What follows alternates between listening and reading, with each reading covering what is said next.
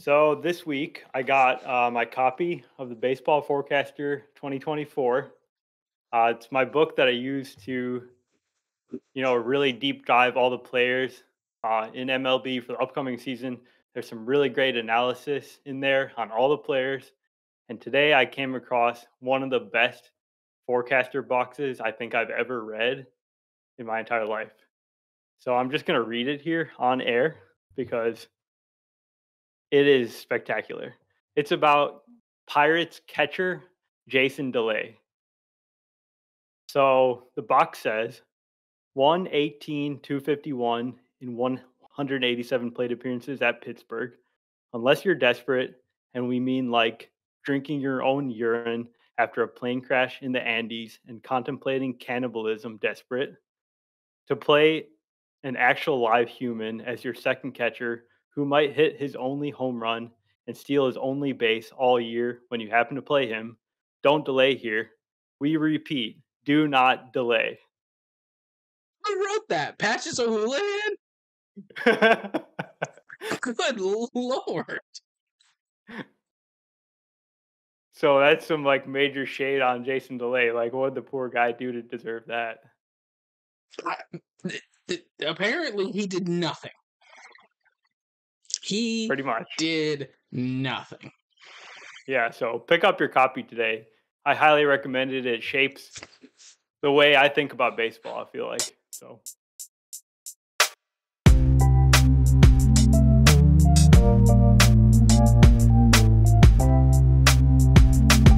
Hello and welcome back to Getaway Day. As always, I am Mason. He is Mason. We're also both Gautham. If you don't know who we are, neither do we. We're all on the same page here. Wait, hold on. Do you know who we are? who are we? Getaway Day. We are the Titans. The mighty Titans. All right. We are here as always to talk about the biggest happenings in the sport of baseball. And before we do that, Gautham, it is December 13th at 8:42 p.m. as we're recording this right now. How is life? How are you doing? What's good? What's new? Tell us what you got going on. Yeah, I can't complain too much. Life's pretty good for the most part. We're hurtling towards the end of 2023, which is kind of hard to believe. Trying to wrap things up at work and in life. Not really, but Trying to wrap things up. Hold on, bud. for the year. Do I need to come see you? No. Okay. But yeah, hopefully this offseason can really start picking up too, and really free up the free agent market. I think we're getting close to something big, something more big happening, and then we can get some moves for the Cubs, which I would like to see. No, those aren't going to happen. Period. Just they're done. Ricketts is out of money. Period. Yeah, probably. Yeah. He would say that. Yeah, TD Ameritrade went under. He's got no money. But if you guys notice the title of this episode, It's Happening. It actually has two meanings. One, there's stuff happening in baseball. We will talk about that at length tonight, as we usually do. But in much more exciting news, if you notice the background behind me, it is yet again a hotel room. The same hotel room, ironically, as the first couple episodes I recorded in Montreal. I ended up back in the same room. Wow. Okay. There's a lot of rooms in this hotel. I'm in the same one. I finally go home tomorrow, and I don't have to come back for the near future. At least the near future, yeah. At least the near future. Happy about that, yeah. We're celebrating a last hotel pod for a while. So yeah, that's what's going on in my life. Nice. All right. What do you say we get into some of the biggest happenings in baseball? All right, let's do it. So we should start with the biggest, right? The biggest, only the biggest. Okay.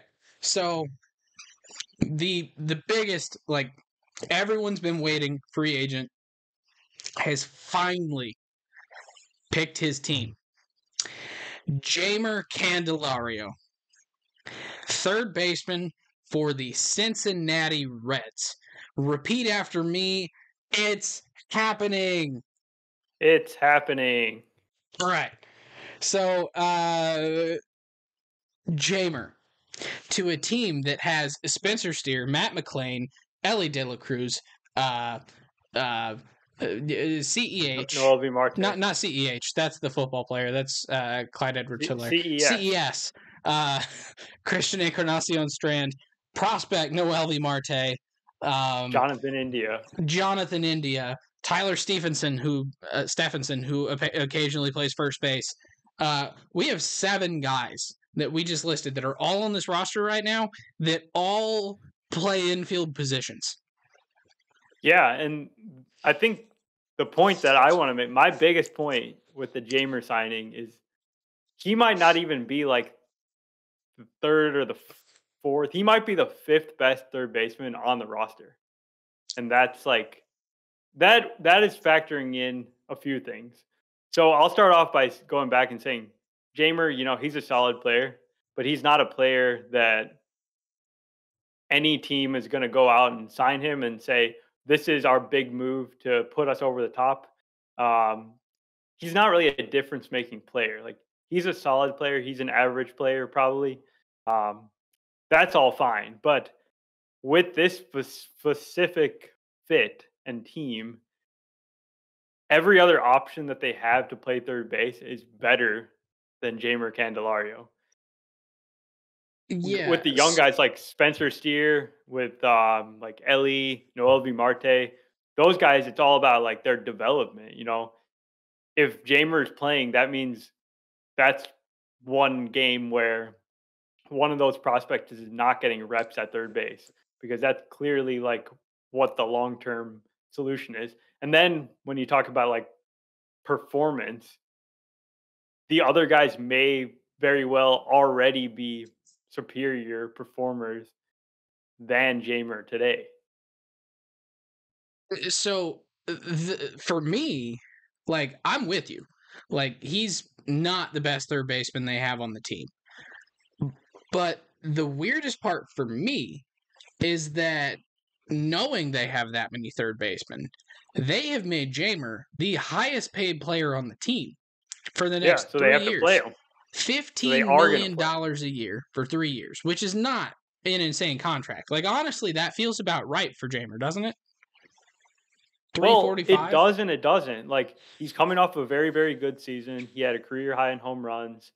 He was he really had a really good bounce back season. But if you just go back to 2022, he was non-tendered. He was 22% worse than league average as a hitter. And he had to sign a 1-year, $5 million contract with the Nationals, who are like bottom tier team. So who's to say that he doesn't go back to being more like that guy than the guy he was in 2023? I mean, he may, but you have to remember that, like, we're at the point now where the luxury tax ceiling is going up. Inflation is also going up. So, and that was not planned when the CBA was planned. So, like, money doesn't go as far. So, really, this isn't quite as bad as it seems. Again, with the additional, like, higher quote-unquote ceiling that MLB has, like, player salaries are going to go up for these mid-tier players. But I'm just talking about a year ago, the guy was making $5 million, and now he's making 15, but he was on a 1-year prove-it deal, and he 1-year proved it. Yeah, proven it. That's true. Prevented it, not proved he it. did the thing that he went out to do. So he earned a bigger contract than he had last year. Uh-huh. Did he earn 3 times? Maybe not. But then again, like I'm saying, luxury tax goes up. Inflation is also going up, so naturally people are going to ask for more money. Like, it makes sense that he got $15 million a year. That's not an insane amount of money, for players right now, especially given the top tier players are somewhere in the 30 to 40 million a year range. So 15 seems That's okay. almost It's only not. 3 years. It almost That's doesn't matter though for this team though. They're never shopping at the top of the market, and if they're going to waste $15 million a year, they should do it on something that they need more, like pitching. that is the point that I was coming to. Jeimer is not the best third baseman on the team. He is the team has a plethora of infielders. They don't need more infielders. They were already shopping Jonathan India before they got Jeimer, because they still have to figure out where they're going to put Noelvi Marte if he makes their team. They're still eventually going to have Edwin Arroyo. They have Ellie. They have CES. They have Spencer Steer. They have Matt McLean. Like, they need positions for these young guys. These young guys have shown a lot of promise. And I would argue they've shown more promise than what you can probably get out of Jeimer. So why are you blocking one of them with Jeimer? Yeah, the only one like defense for signing Jeimer is that pretty much all those players that we've mentioned that have pretty high ceilings and are probably going to be really good players down the line, they all could potentially collapse. A guy like Jeimer, you're less worried about that actually happening. But So it didn't you does like, just get done saying 2 years ago Jeimer collapsed?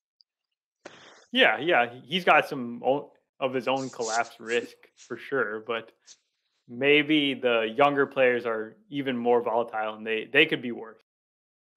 That's like the one defense. It's not major. I still don't think it's a good move at all. Um, but that's like the only.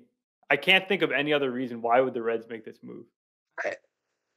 That I don't know. Like, Yeah, I've been trying to figure out where all these guys are going to play, because is Jeimer going to become a first baseman, or is he going to take third base? Because, like, honestly, right now they don't really have like a set first baseman. They have a bunch of guys that's who true. probably could move to first. Yeah, And at that point, do you just move Jeimer to first and let your young guys that are young, spry, athletic play the athletic positions like third base, second base, shortstop, and then have Jeimer play first and be that veteran leader in the clubhouse? Because that's the one thing that I could think of that they're doing with it. The thing that kind of bothers me with that is Tyler Stephenson. Like, he's not an 130 game behind the plate catcher.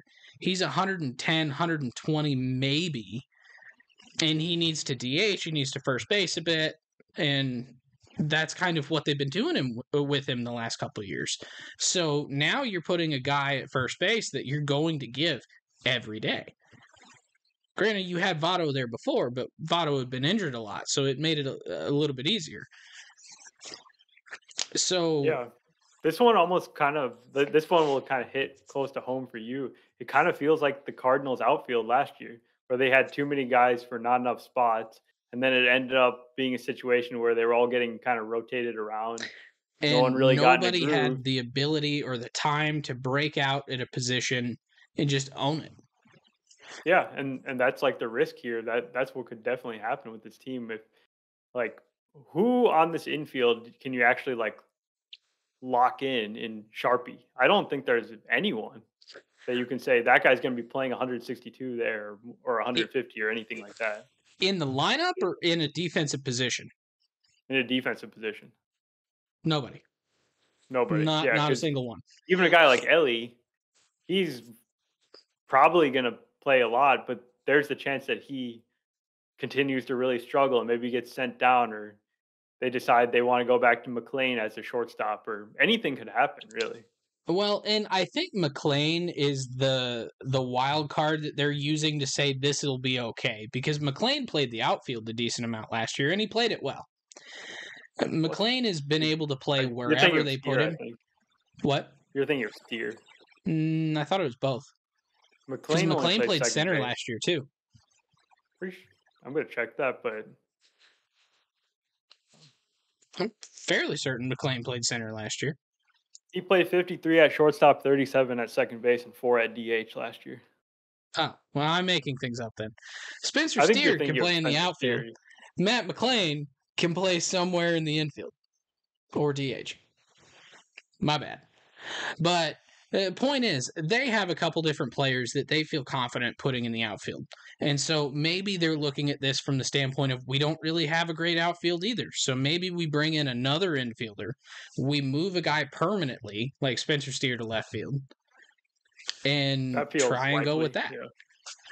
But but even on top of Jeimer, what are the Reds doing? Like, they just spent $15 million a year for 3 years on Jeimer, and they also signed Nick Martinez and Emilio Pagan. Nick Martinez to 2 years, $26 million, so $13 million, and Emilio Pagan to 2 years, Nick Martinez to 2 years, $26 million, $13 million a year. Emilio Pagan, 2 years, $8 million a year. So they just spent 28, $36 million for this year on a infielder that they really don't need. Yeah. A relief pitcher who I think they're overvaluing by a lot. And a starting pitcher, Nick Martinez, who's okay. He was the number 5 in San Diego last year. Yeah, he was kind of like the swingman, did some bullpen, did some starting. He was okay. Like he's probably an okay pitcher, but Yeah.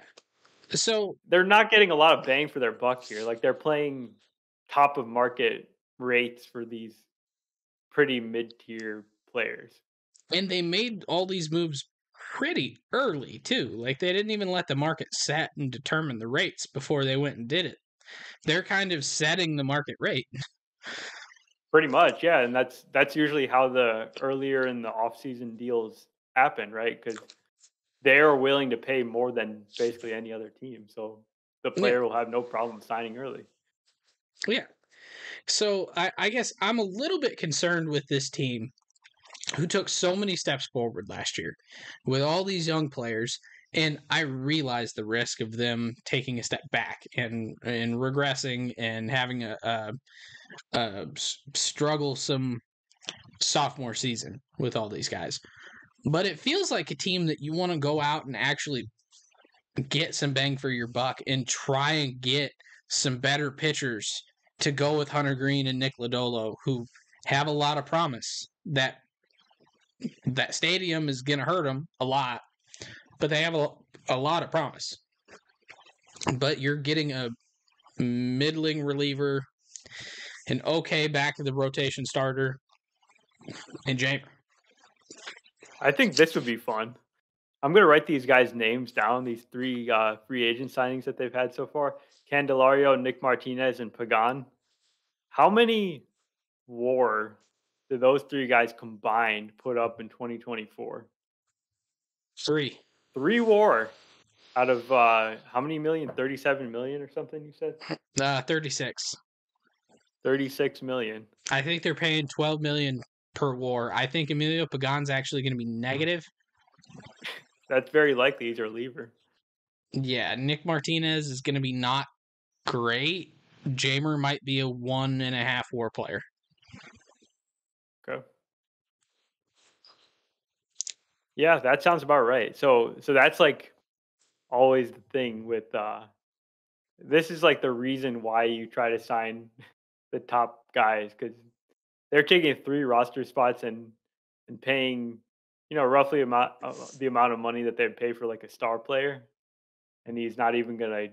Those 3 guys are not even gonna add up to be what your average star player is gonna do. So these 3 guys are well over 1/3 of the payroll for 2024. Right now, the estimated payroll is only $86 million. These guys are making 36 of it. Yeah. So I mean, I said it last week. We shouldn't judge them, or like 2 weeks ago or whatever. We shouldn't judge them yet. We don't know what their whole offseason is going to look like, but are the Reds really going to make like other major moves? I would say No, no. they're owned by Castellini. They're pretty well done. Yeah. So I don't know. They might make a trade.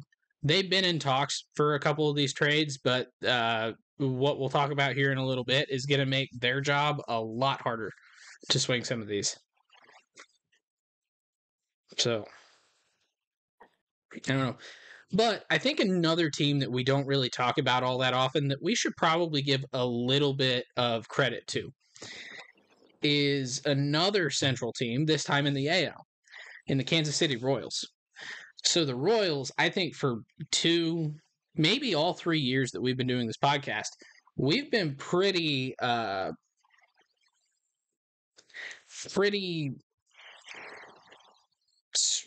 strict. What's the word? We've been pretty vocal about the fact that we think that they're terrible, and they don't really know what they're doing, and they don't have good pitching, even though they drafted 4 pitchers all in the first round of the same draft. Right. I feel like we have been they've been proving us right every year so far. Yeah. But was there not any time that we were like kind of bullish on Royals pitching? So I was on Brady Singer, and I was right to be. He rebounded that year. He's not a top of the rotation for any team starter, but Brady Singer is a decent starting pitcher, right? I mean, he was abysmal this past season, but yeah, I mean, like he's probably the best of the bunch. Okay, but that's okay. Let's go. Yeah, um, and we've given them credit on a couple of their position players that they've had. Like Nicky Lopez was actually really solid when he was with them. Like not amazing, but solid. If that's And really solid, yeah, it's rough. It's yeah, really and rough. Bobby Witt, obviously, Yeah, really freaking good. So like the Royals have their good moments. They have yeah. their good decisions. They just have a lot of bad ones because they don't have a lot of money to spend. I feel like they're like the one franchise that I look at, and I know they have more money than they spend, but I also fully believe that they have less money than the other teams that don't spend their money. Does that make sense? Yeah, yeah, that definitely makes sense. And I feel like last year I was kind of like in on what the Royals were doing in general, even with their offense. Like I thought they had some like solid players like Melendez, Bobby Witt, and Vinny VDP. Pasquantino. Yeah, like I thought they had like the makings of a good core. It didn't really come together this year. But let's talk about the pitching because that's been the especially terrible part. Last year, Yeah. the Royals were the worst team other than the A's, and the A's don't even really count. They're not like an MLB team. They just happen to be an MLB. The St. Louis Cardinals. They They had a were. worse pitching staff than the Cardinals. Hard to believe, but they It's did. hard to believe. Yeah.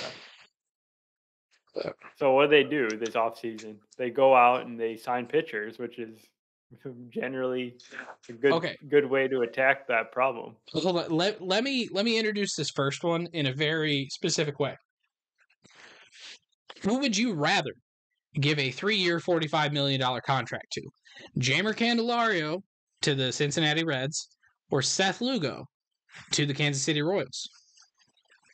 Yeah, so I would definitely give the same amount of money to Seth Lugo over Candelario because yeah, I guess one more point on Candelario. It's like you're kind of buying at the high point, right? You kind of are with Lugo too, but with Candelario, he's coming off the best season of his career. Maybe that's the best we'll ever see, and then the contract is just not going to pay for itself. Um, Lugo is a pitcher, and pitchers are in hot demand here with a whole bunch of pitchers getting like multi they're getting like big amounts of money for being mid-tier guys. And I think Seth Lugo is actually a pretty good pitcher. So this deal is like very reasonable for him.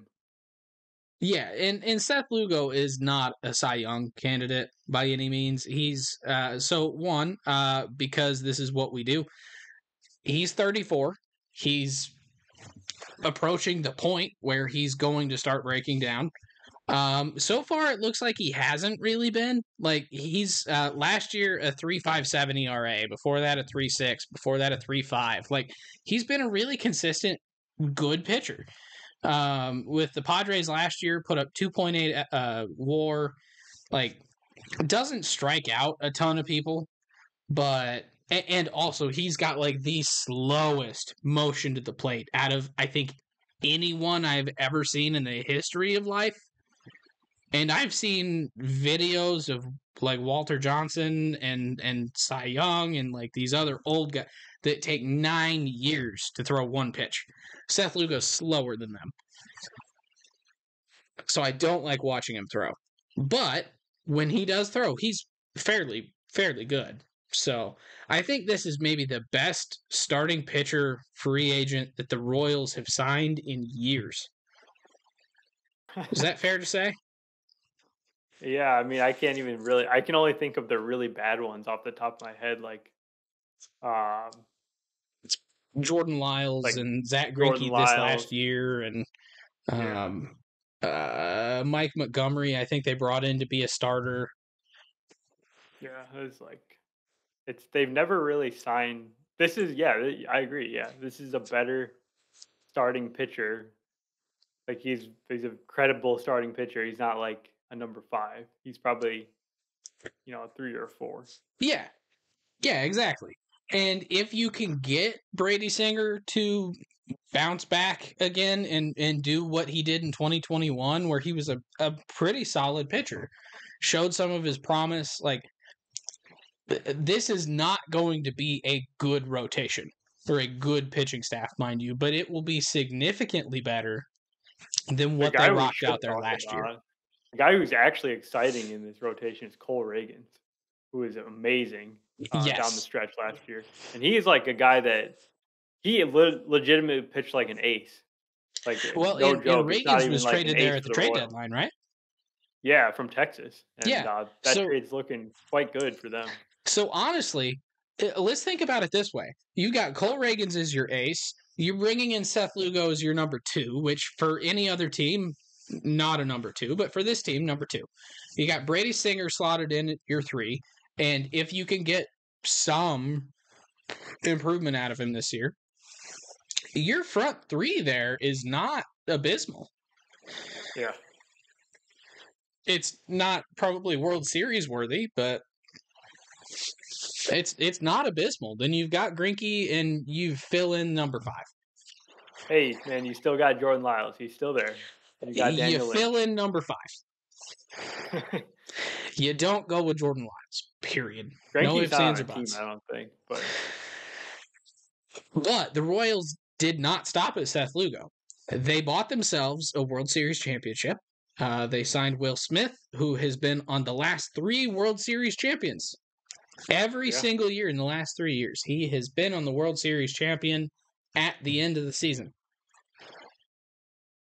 Maybe he'll be a trade deadline flip, but otherwise the Royals have cemented their World Series championship already.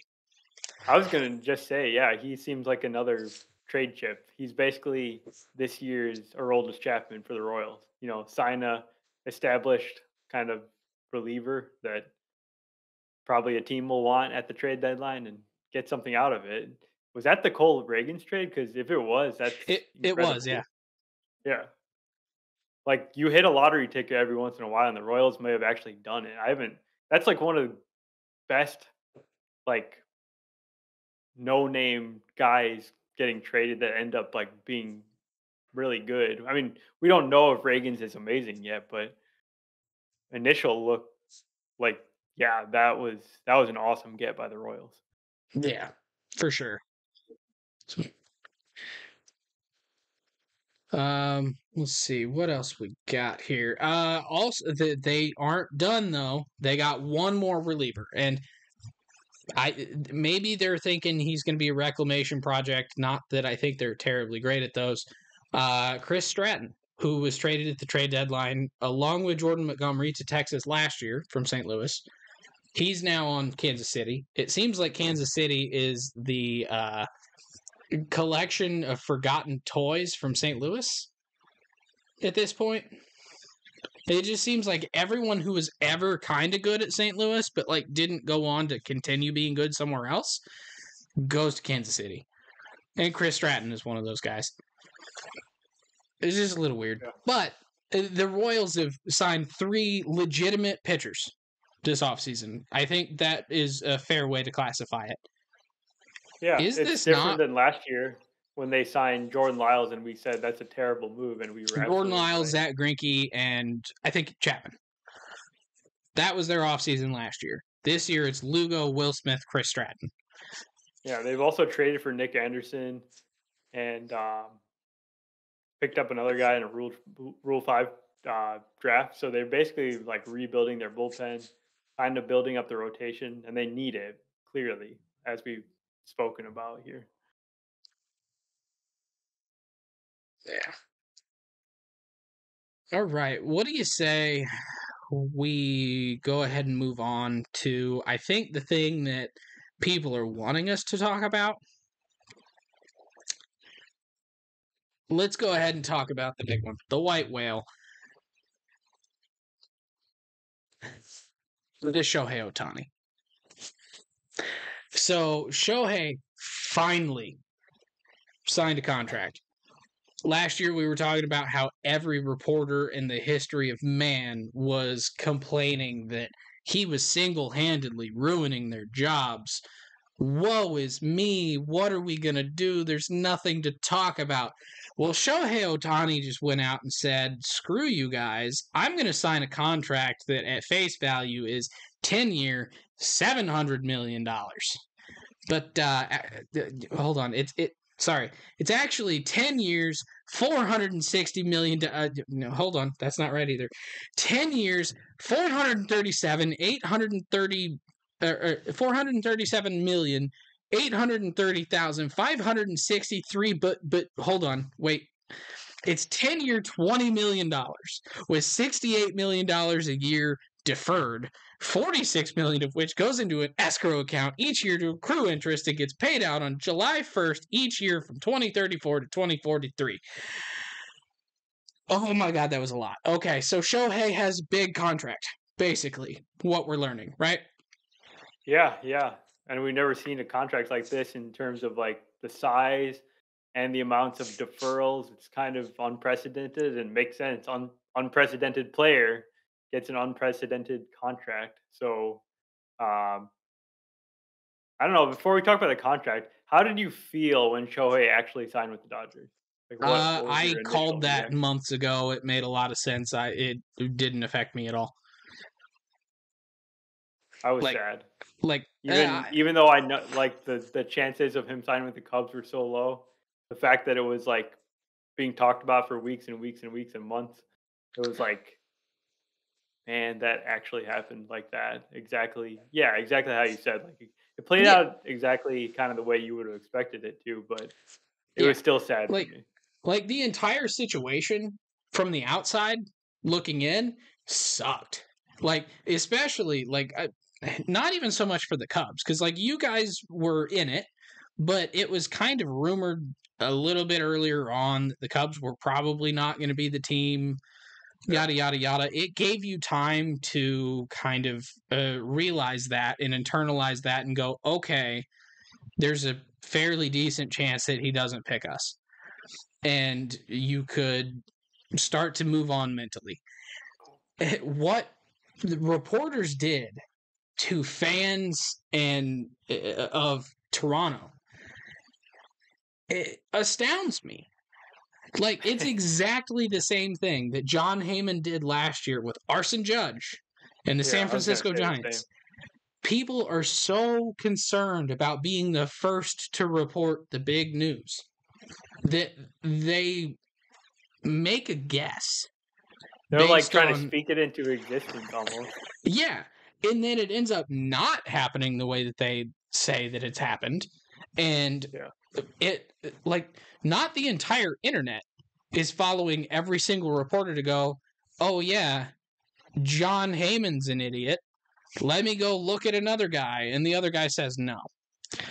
I realized this time it was kind of JP Morosi, which surprised me a little bit. He's usually a bit more reserved on doing things like that.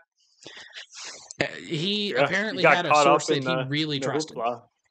Right, yeah, and the plane tracking thing was quite funny to me. That so many people were tracking that plane, and Yeah. there was like a Reddit guy that was like, no, no, no, this is like the Shark Tank guy. I forgot his name right now. Robert. Yeah, Robert. Yeah, He and it because was he Robert. literally no, yeah, because that the Reddit guy texted the pilot because he knew him and was like, is this Robert like flying? And pilot was like, yeah, it is. So this guy was like, yeah, that's not Shohei Ohtani, and everyone was like, screw you, we don't believe you, because Yeah, they wanted to believe that Shohei was on the plane. yeah, but it's the way that the media was covering the Shohei thing is the entire reason that happened. It's the exact same thing that happened with Aaron Judge last year. They pick the biggest free agent, and then they have to be the first to break the big news of the year. They don't care about the second guy or the third guy so much, but the big one of the offseason they care about. And they have to be first. And they don't wait for the actual reputable sources. They kind of just go on the first flinch, if you will. Yep. And I've got some friends who are huge Toronto fans, and I feel horrible for them. Like, I kind of had a feeling the entire time that it was not true and that he was going to end up going to the Dodgers, and the entire time it's like, this is going to suck for them. And I was Yeah, right. I know. It was like last Friday, basically the entire day from the morning when the first tweet hit. Basically, it was like a party for Blue Jays fans because, like, nothing better than the news that your team is signing Otani. Like that's the biggest news of the last decade, maybe Blue Jays fans' life, probably. Yeah. This happening for like one single move, and yeah, just kind of like it's bad that it happened like that, but Yeah. And it's the second year in a row that it's happened. Happened with Giants fans last year. Happened with Toronto fans this year. I really, really hope that journalists realize what they are doing when they jump the gun like that.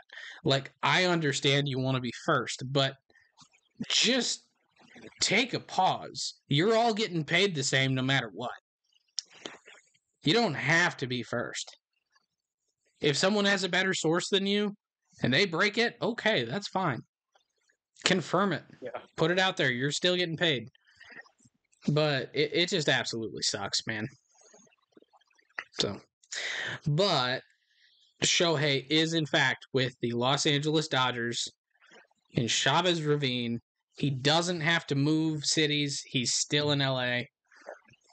It kind of makes a lot of sense to me that this was how it's going to happen. Now, this isn't necessarily how it was going to happen based on what we've been learning.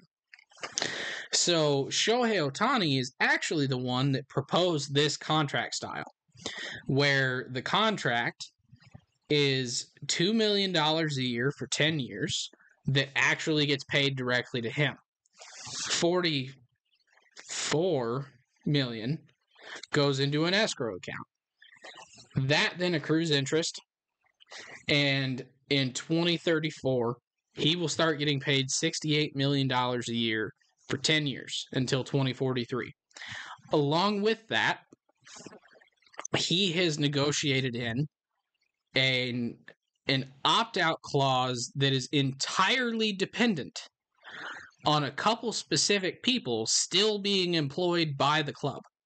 Those specific people, as far as we can tell based on what we've been able to find, is Andrew Friedman, the president of baseball ops and GM. I think I have his title right. Is that right? I think he's just president, but yeah. Just president of baseball ops.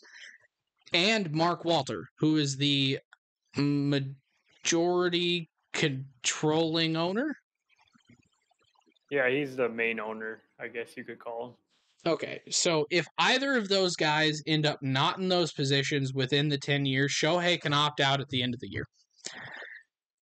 Yeah, my initial thought on this was when when Andrew Friedman left his job with the Rays, that triggered a clause in Joe Madden's contract that he was able to leave the Rays pretty much immediately and became the Cubs manager. So Andrew Friedman is not necessarily going to be the Dodgers president in 10 years from now. That's a very long time to be in one job because he's now been uh, with the Dodgers since what 2015 or Something like that. thereabouts. So It's been so almost 10 20 years. it's a so that'll be near like 20 years of having the same job. How many people keep the same job for 20 years? Not a whole lot.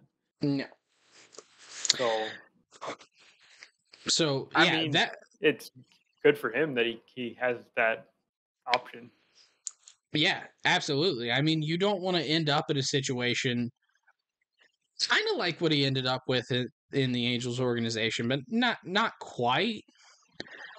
Because like the Angels were always kind of in a Artie Moreno's probably never going to sell. They're always going to be cheap, whatever. The GM changed, and if he signed because of a specific GM, I'm sure he would have liked that clause, and maybe that's what he did. But now, if something big changes to the point where the franchise might change their stance on how they're going to view winning, he has an Yeah. out. That's the one that's like right now we can't even fathom the Dodgers not being like a competitive team. It doesn't even make sense to us. Yeah, but in But 10 years, they could very well not yeah, be the top of the division. right, yeah. I'll believe it when I see it, but yeah, it could happen. We don't know what's going to happen 10 years from now. I mean, Shohei could be I don't know, not the same player then. He probably won't be. Honestly, in 10 years, he probably won't be the same player. Yeah. Let's be real. He might still be an amazing player, but he's not going to be this player. Right, yeah. So, we'll see. And then But the he has a contract couple other structure, I things. guess. What? I was just going to talk about that contract structure with all the deferred money. Oh, yeah, go for it. Yeah, so this one, people were talking about like whether this could kind of become more of a thing that players like to do in free agency. And I think this is a one off. The more I've thought about it, I just don't think most players, like the vast majority, can make a move where they are giving up this much money in the present and overall, sort of, because Shohei's got all his marketing gigs. He makes a lot of money outside of his contract with his baseball team, and he has so many opportunities outside of baseball to like make money. So he's not really concerned about his actual salary today in 2024. Yeah. And he's trying to give the team the best odds to win. Like that's clearly the reason why he signed with the Dodgers and he's doing the contract is so they actually can build an awesome team around him because that's exactly what he has never had before. Yeah. And like Shohei makes about $50 million a year in endorsements. That is an insane amount of money. That's more than any major league player makes on their on field salary per year. So probably like top like 20 players combined in MLB don't make that much money. Something like that. So he's essentially making $52 million a year for 10 years to play.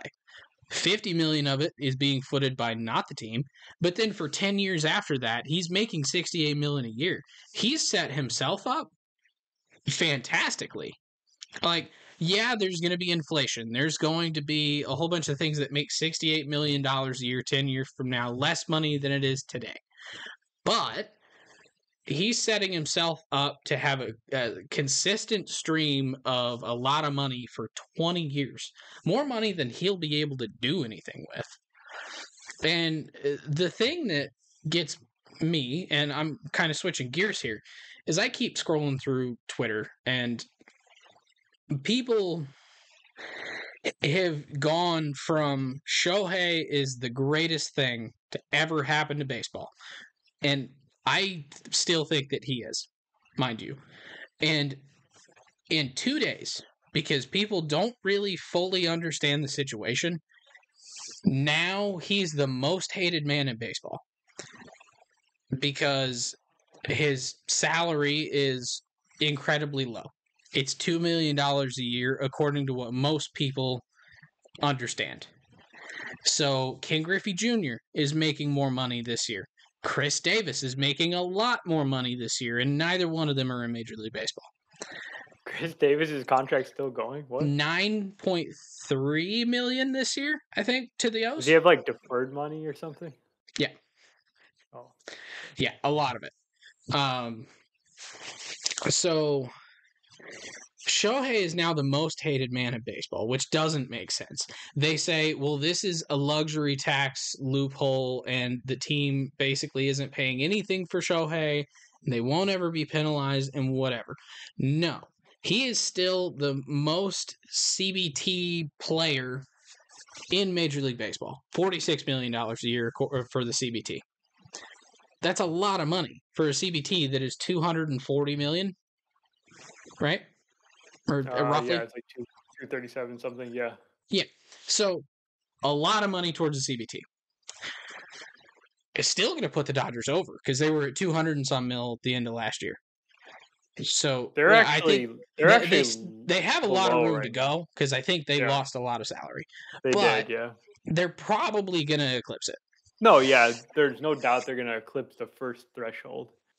And this gives them that. I mean, let's be realistic. If they were actually paying $70 million in AAV for the CBT hit, then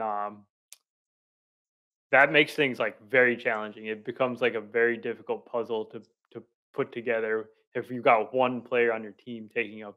Yeah, because you have it's like 15% tax the first year, 20% the second year, 15, 25, 50, I think. That sounds about right. And that's not even taking into account the draft picks that you lose when you're a repeat offender. Yeah, so just from a pure money standpoint, 15% of the money that you go over the luxury tax, in tax to the teams that gets distributed. The second year, it goes to 25%. The third through the 10th year is 50% of everything you're over. And he's 70 million of what is right now 240. So that leaves you 170, which is a lot of money. A lot of other teams don't even have that for their entire payroll. But this is a team that very much wants to win. They want to win all the time. This Dodgers is the 90s Yankees. That's what they are. Yeah. So yeah, and they got more moves coming now that they have this extra flexibility, I guess. Yeah. But this team is also really good at drafting. They don't want to give up all those draft picks. So this allows them to be able to still draft, develop players to come up and support the superstars that they bring in, like Shohei, like Mookie Betts, who has deferred money, like Freddie Freeman, who has deferred money. It just, the reason it looks bad is because of the way that it's being covered. Like, people aren't really explaining what's happening. It's not $2 million. It's $46 million because the team has to pay 46. Shohei is just not putting it in his bank account yet. But it's going in a bank account. It's going towards the CBT threshold. This is not the cheat code that everyone thinks it is. It's a little bit of a cheat code. It's not the same cheat code that everyone thinks it is. Yeah, I guess I wanted to address that part. So the reason it's actually in there is because the players wanted it in there, so they have this option to do deferred contracts. So it's not even like fully a team friendly thing because the players themselves were okay with this happening, and kind of both sides agreed that this is a real thing you can do in this form of the CBA, and it's a rule. It's like in the rules, so the Dodgers allowed to follow the rules and do this. Like, I don't see what the problem is. Then the other argument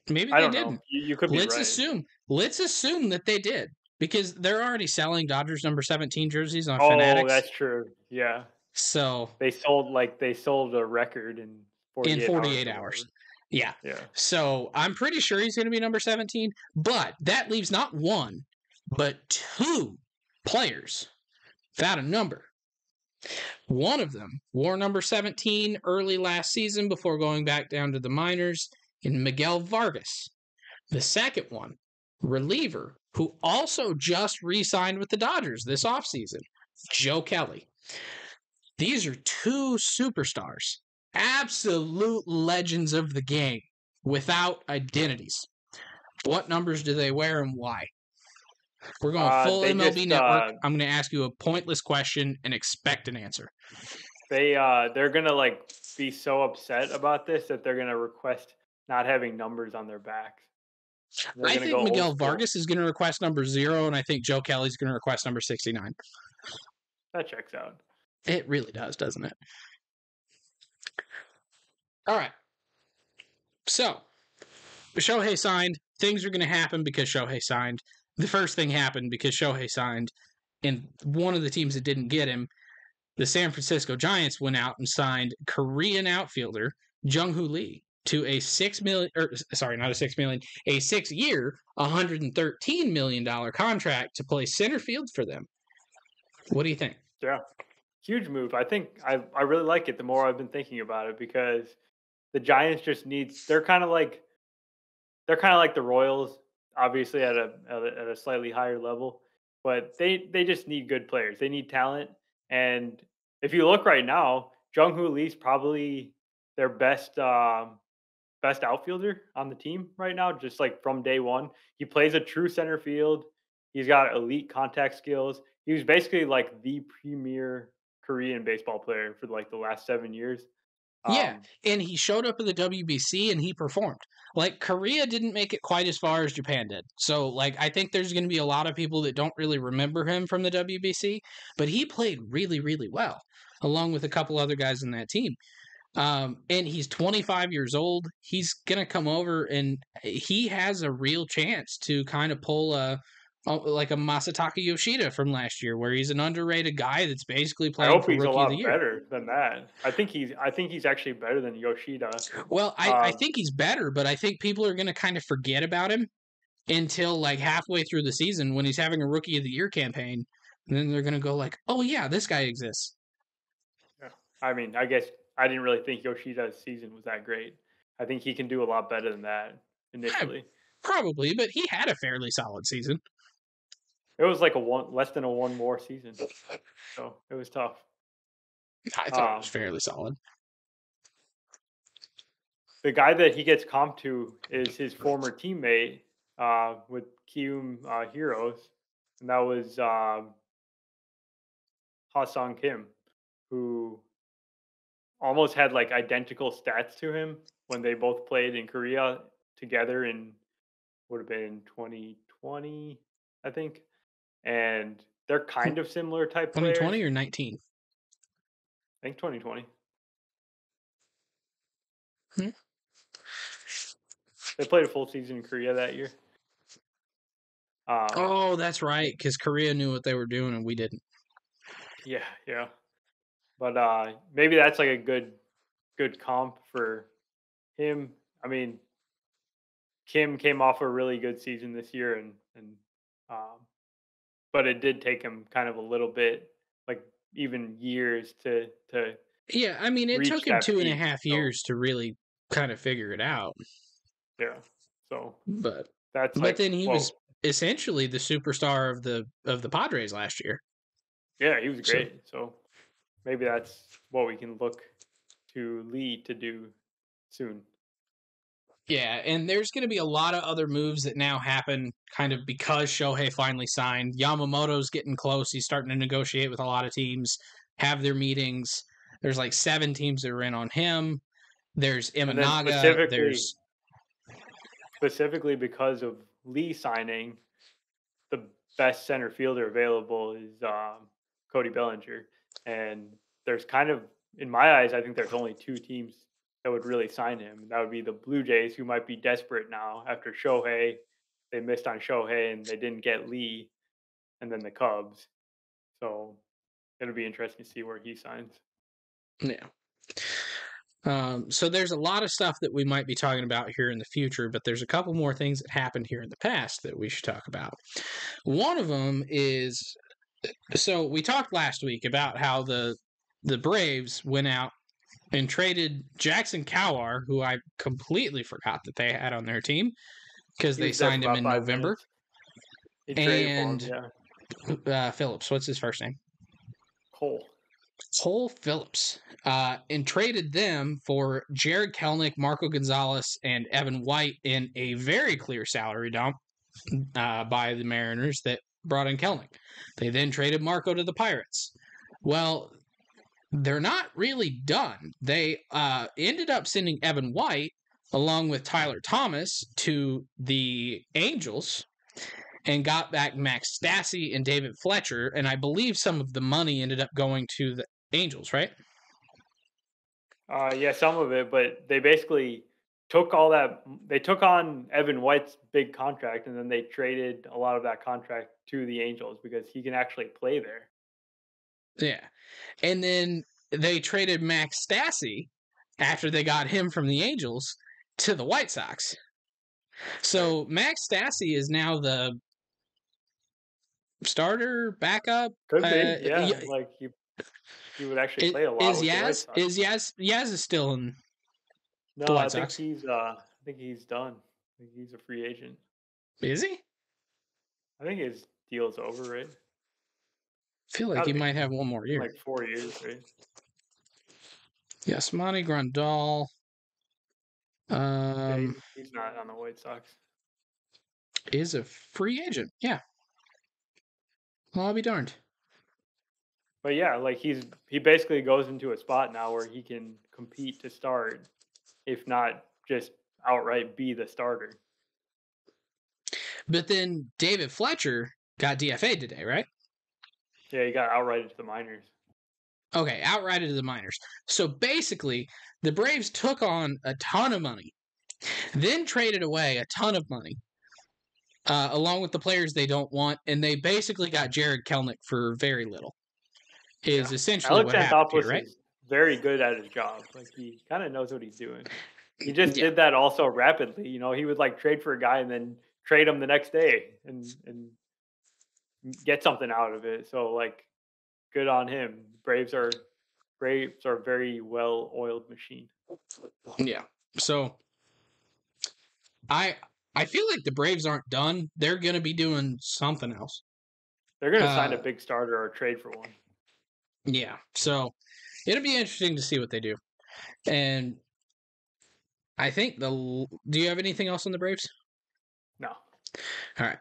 The last thing that I wanted to talk about is the St. Louis Cardinals, because I can't not talk about them. The Cubs haven't made any moves, otherwise we would talk about them. But they suck. They don't remember how the offseason works. Cardinals finally do for the first time ever.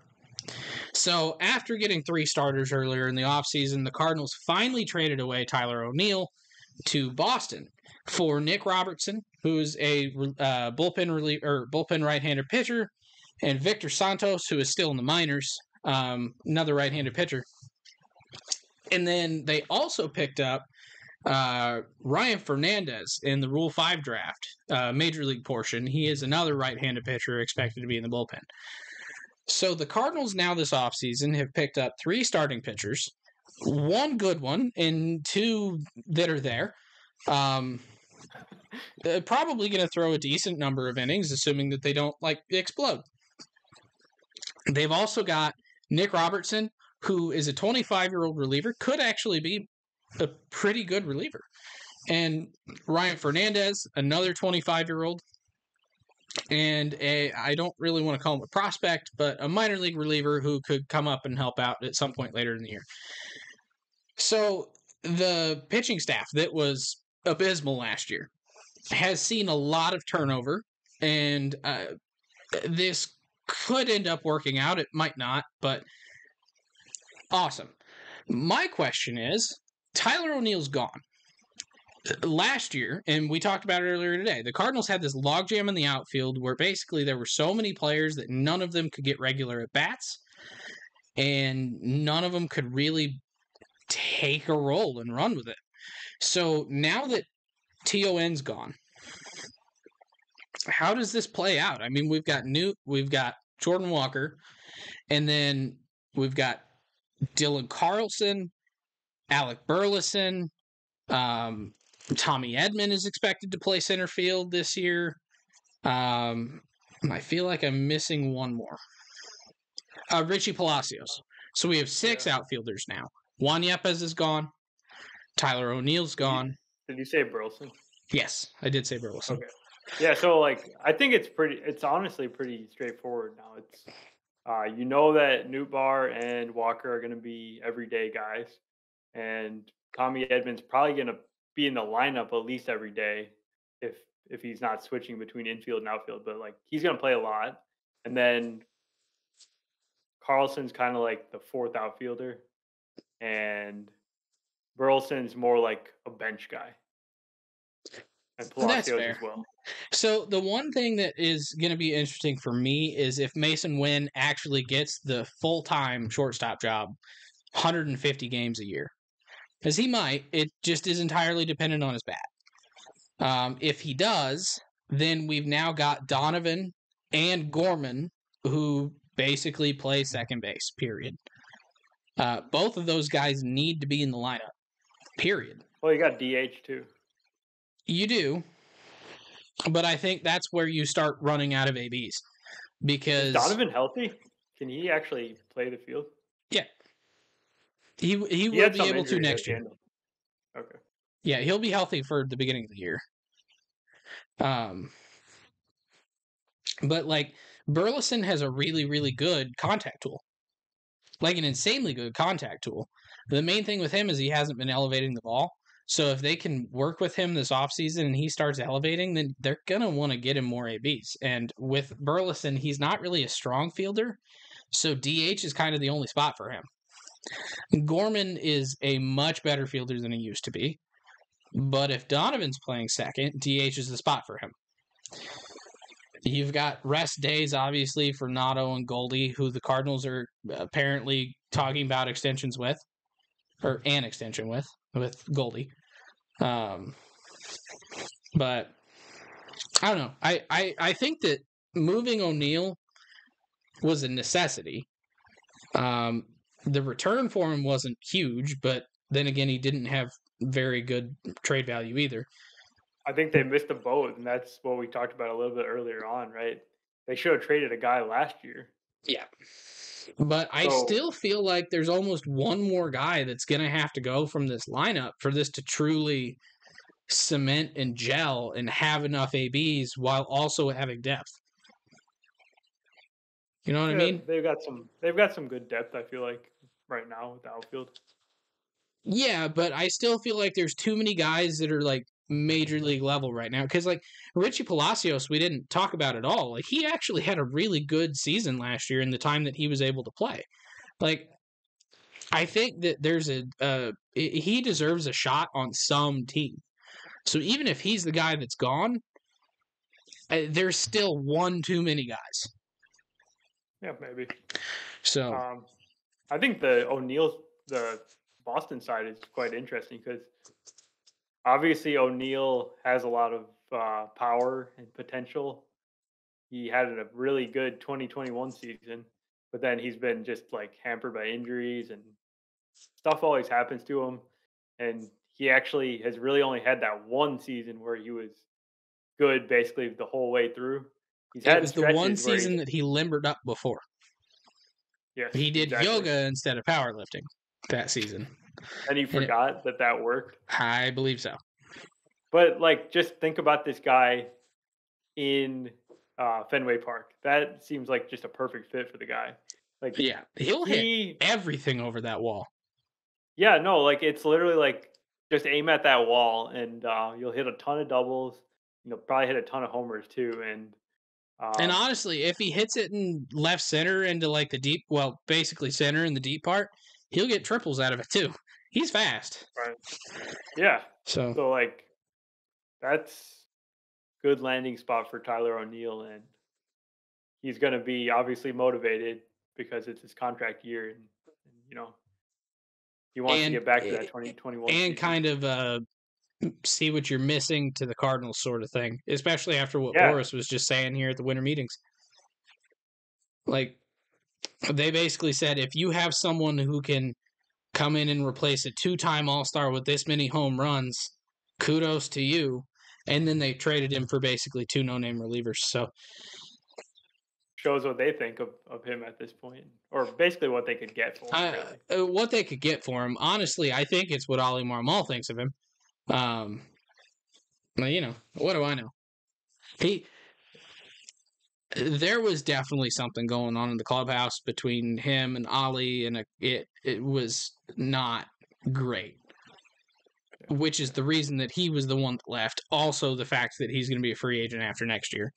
But it made too much sense. So, whatever. All right. Do you have anything else you want to talk about tonight? I don't think so. All right.